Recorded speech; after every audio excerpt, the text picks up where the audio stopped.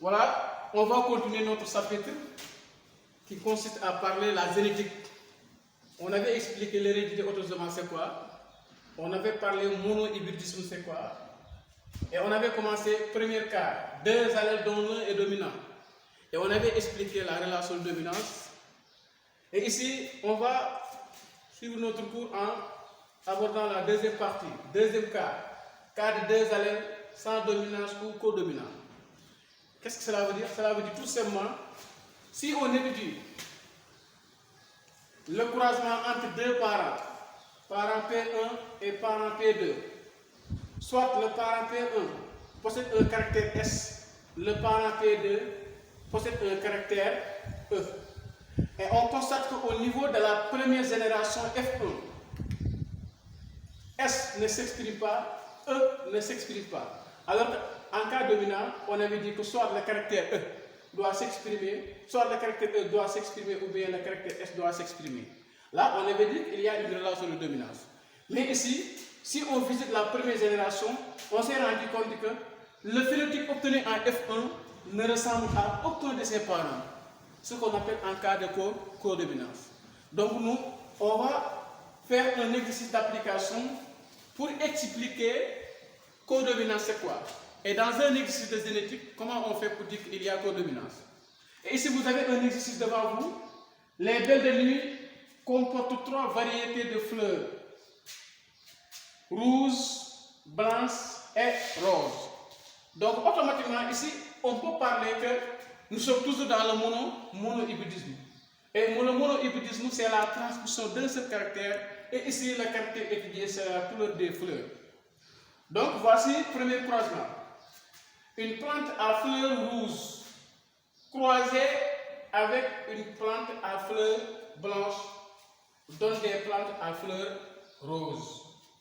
Deuxième croisement, on a fait ce qu'on appelle l'autofécondation. L'autofécondation, c'est quoi? J'avais dit l'autofécondation, c'est quand on croise les individus de la première génération entre eux. F1 fois F1 et vous avez une descendance qui est F2. Et ici, l'autofécondation des individus de la première génération donne 61 plantes à fleurs rouges, 60 plantes à fleurs blanches et 119 des plantes à fleurs roses. Voilà. Donc, on va essayer de résoudre cet exercice. Donc, on va commencer le premier croisement. Le premier croisement.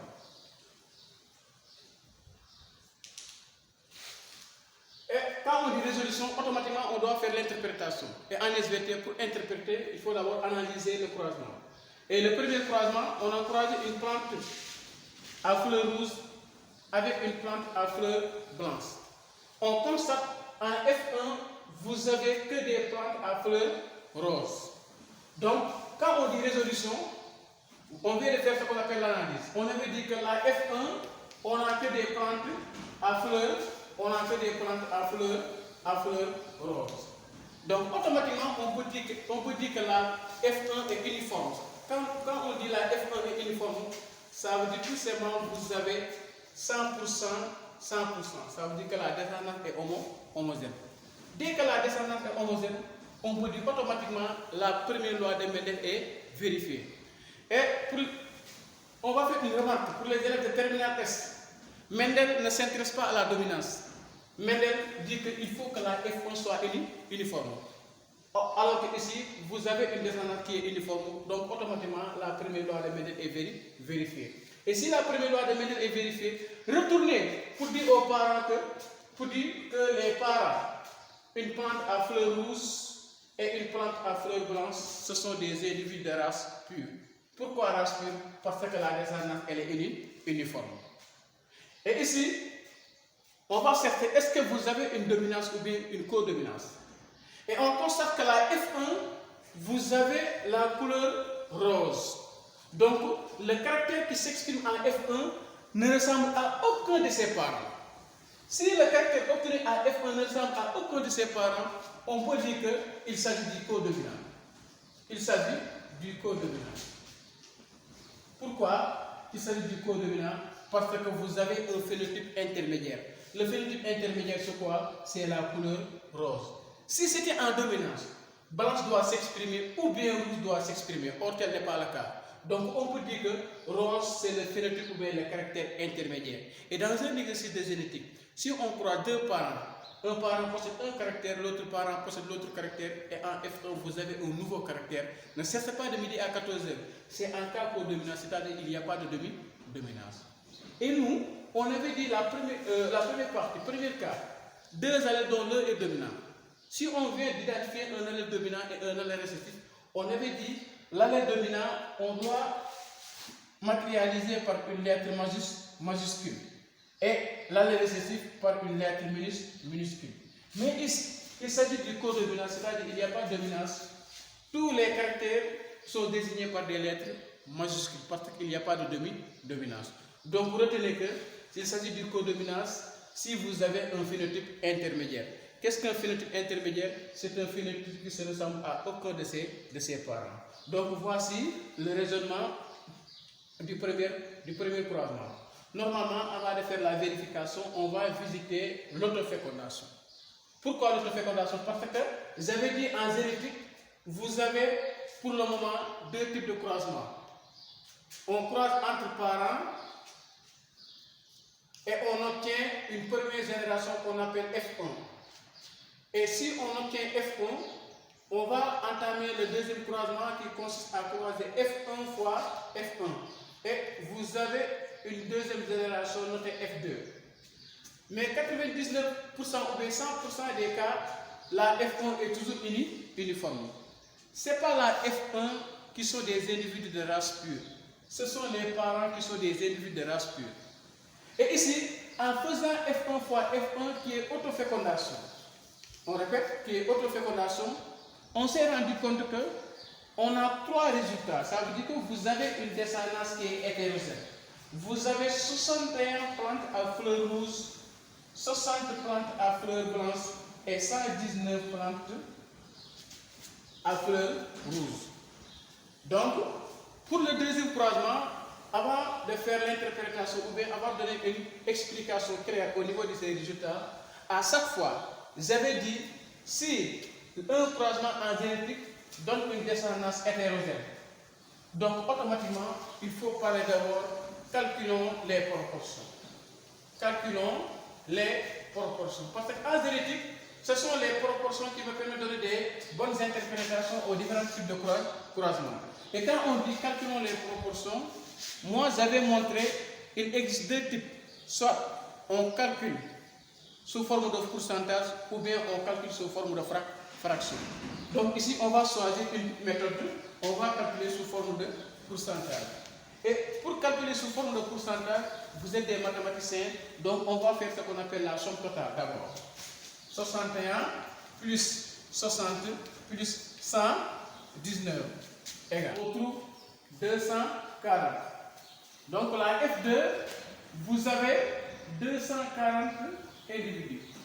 Et pour les 240 individus, on va accepter le pourcentage pour les individus dont le nombre est égal à 61, 60 jusqu'à 119. Et on va calculer pourcentage pour les premiers individus dont le nombre est égal à 61. Et si on regarde l'exercice, on avait dit vous avez 61 plantes à fleurs rouges. Et on avait dit que s'il s'agit du codominance, tous les caractères, on doit aligner par des lettres majuscules. Donc ici, on va écrire grand F. Pourquoi grand F? Parce qu'il s'agit du codominance.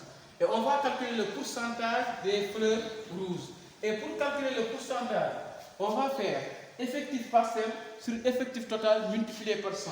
Et l'effectif total des plantes à fleurs rouges sont au nombre de 61 sur 240 qui est l'effectif total multiplié par 100. Ici, si on fait les calculs, on trouve 25% ou bien un quart. Ensuite, on calcule le pourcentage des plantes à fleurs blanches. Donc, on va mettre B majuscule parce que nous sommes toujours en cas de codominant. Leur nombre est égal à 60, toujours la même formule, 60 sur 240 qui est l'effectif total multiplié par 100, on trouve environ 25% ou un quart. Et la dernière valeur c'est 119. pour les plantes à fleurs roses. Donc, pourcentage, on fait rose, c'est RB. Ici, on fait quoi? 200, 119 sur 240. Multiplié par 100, ici on trouve 50% ou 1 demi. Donc, voici les résultats qu'on obtient en faisant F1 fois F1 en cas de codominant. Et on va faire une petite remarque.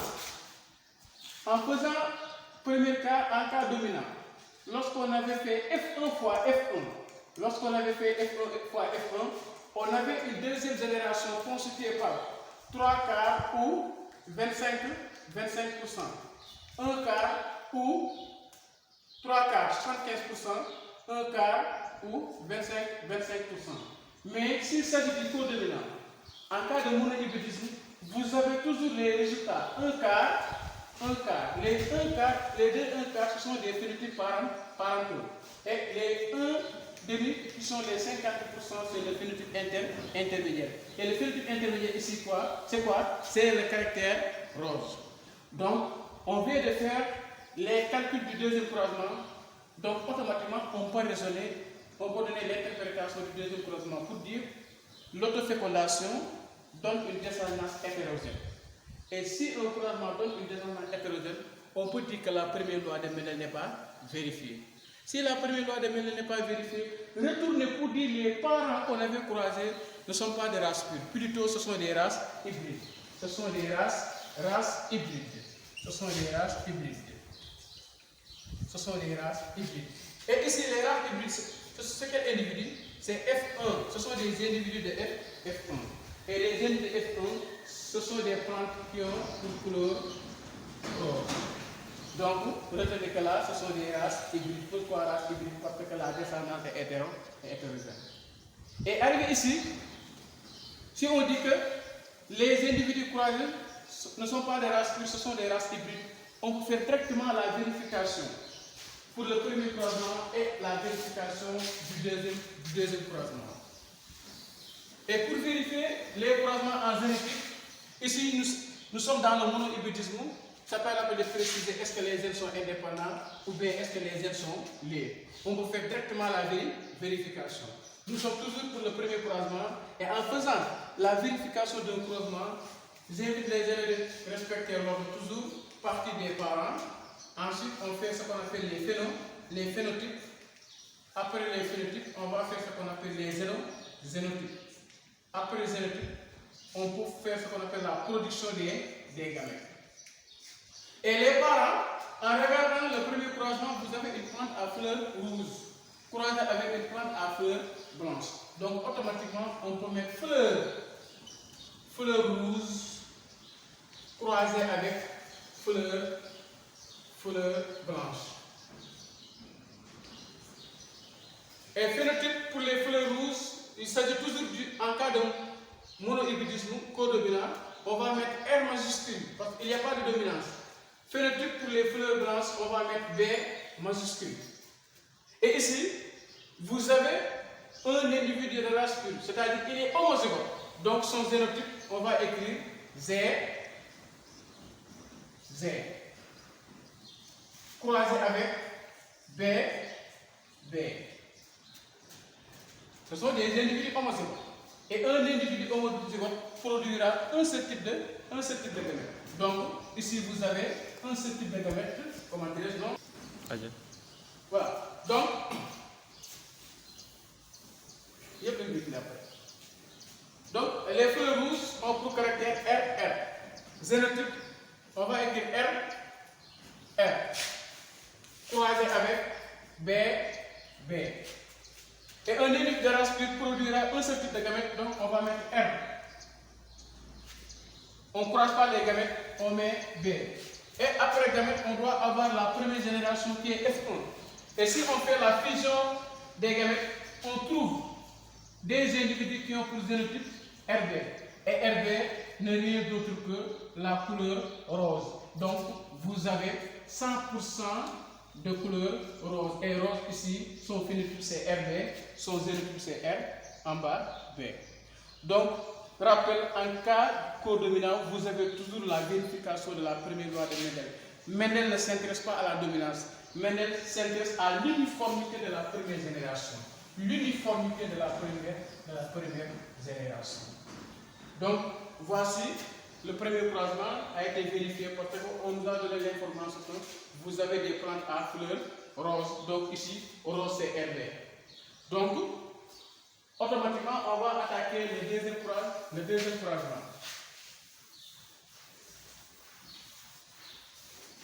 Voilà, le deuxième croisement, vérification du deuxième croisement.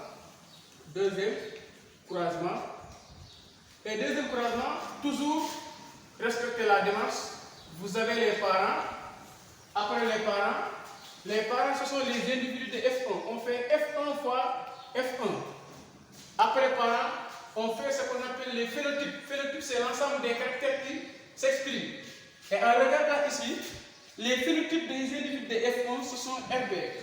Donc, on va mettre RB. RB, parce que les individus de F1, ce sont des races hybrides. RB, après phénotype, on va écrire zénotype. Et en cas de codominance, les phénotypes, c'est la même chose que les zénotypes. RB, croisé avec RB. Et après les zénotypes, on va dire gamètes. Mais j'avais dit qu'un individu de race pure produira un seul type de gamète en cas de monohybridisme. Mais pour les individus de race hybride, produira deux seuls types de gamètes parce que R est différent de B. Donc vous avez ici première gamète R, point virgule B. On va encercler les gamètes. C'est la même chose qui se répète. Vous avez R et B. Donc de ce fait, vous avez ici deux types de gamètes. Et le croisement n'est rien d'autre que la multiplication. De ce fait, ce qui permet d'avoir une population de 4 quarts. Donc ici, on va faire ce qu'on appelle la deuxième génération. Mais pour faire la deuxième génération, on va réaliser ce qu'on appelle l'échiquier de croisement. L'échiquier de croisement, c'est le croisement. C'est un tableau qui nous permet de réaliser un croisement. Donc, vous avez ici, voilà, je réalise l'échiquier de croisement. Ici, vous avez gamète mâle, gamète femelle. Mais nous sommes toujours dans l'hérédité autosomale, le sexe n'est pas précisé. Si le sexe n'est pas précisé, donc on va produire ici les gamètes R, B. C'est la même chose, vous avez R, RB. Et on va faire la fusion des gamètes. Vous avez R. Donc, cet individu a pour phénotype R. Ici, vous avez RB. Il faut respecter la notation. Cet individu a pour phénotype RB, parce qu'il s'agit du codominant, R majuscule, B majuscule, donc le phénotype sera RB. Ici, vous aurez la même chose, RB, donc phénotype, vous avez RB. Dernier cas, vous avez BB, là, vous avez BB, donc il sera phénotype B. Et on va chercher, est-ce qu'au niveau, d'après le cycle de croisement, on a les résultats qu'on avait en faisant les calculs au niveau du deuxième croisement. Donc, on obtient les phénotypes suivants.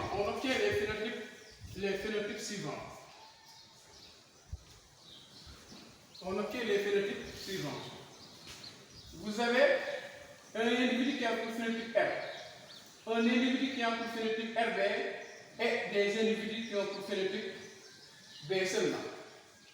Et nous, d'après le cycle de croisement, on va chercher le nombre d'individus qui ont pour phénotype R. Ici, on s'est rendu compte qu'on a un seul individu qui a pour phénotype R. Donc, on va écrire 1. Mais là, c'est une population de 4 individus, donc on va écrire 1 quart. Et 1 quart, on peut dire que c'est égal à 25%. RB, vous avez 1 quart, plus l'autre RB, plus 1 quart. De ce fait, vous avez 1 plus 1, ça fait combien? 2 quarts, vous avez 1 demi et 1 demi. On peut dire que c'est égal à 50% pour les plantes à fleurs roses. Ce qu'on avait dit d'après les calculs statistiques. Et l'individu qui a pour phénotype B, on compte c'est égal à 1 quart ou bien 25%. Donc, de ce fait, pourquoi vous avez l'apparition des phénotypes parentales? Alors nous, on avait croisé les individus de la première génération entre eux. Et en F2, vous avez l'apparition des phénotypes parentales. Cela peut être expliqué par une ségrégation des caractères. Par une ségrégation des caractères. Par une ségrégation des caractères. Ce qui constitue la deuxième loi de Mendel. Ce qui constitue la deuxième loi de Mendel. La deuxième loi de Mendel. Donc, retenez qu'en cas de codominant, vous avez toujours une descendance qui a pour phénotype intermédiaire. Qu'est-ce qu'un phénotype intermédiaire?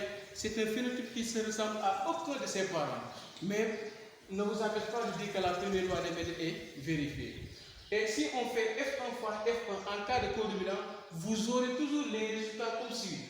Un quart, ce sont les phénotypes parentaux. Et un demi qui est 50% de phénotype intermédiaire. Donc, en cas de codominant, il faut retenir les deux types de croisement parce qu'on n'a pas encore réalisé ce qu'on appelle le BACOS et le test score. Et la vidéo suivante, on va parler le troisième et le dernier cas en cas de monohybridisme qu'on appelle les zen létales.